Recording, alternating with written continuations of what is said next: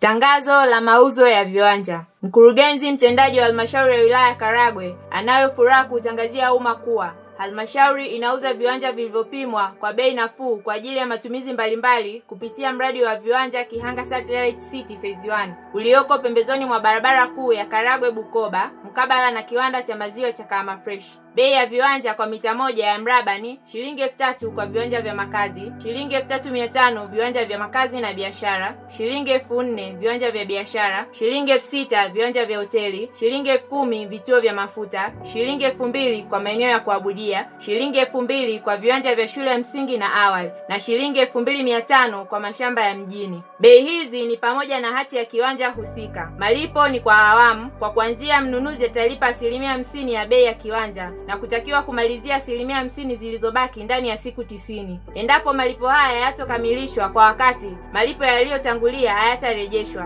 na kiwanja kitagaiwa kwa muombaji mwingine bila kutoa taarifa yoyote. Viwanja hivyo vinauzwa kwa kutumia mfumo wa tausi. Hivyo, muombaji anatakiwa kujiunga kwenye mfumo wa tausi kupitia website ya www.tausi.tamisemi.go.tz. Kwa maelezo zaidi, wasiliana nasi kwa namba 0763718193 au 0767543947. Tangazo hili limetolewa na mkurugenzi mtendaji wa halmashauri ya wilaya Karagwe. Nyote mnakaribishwa.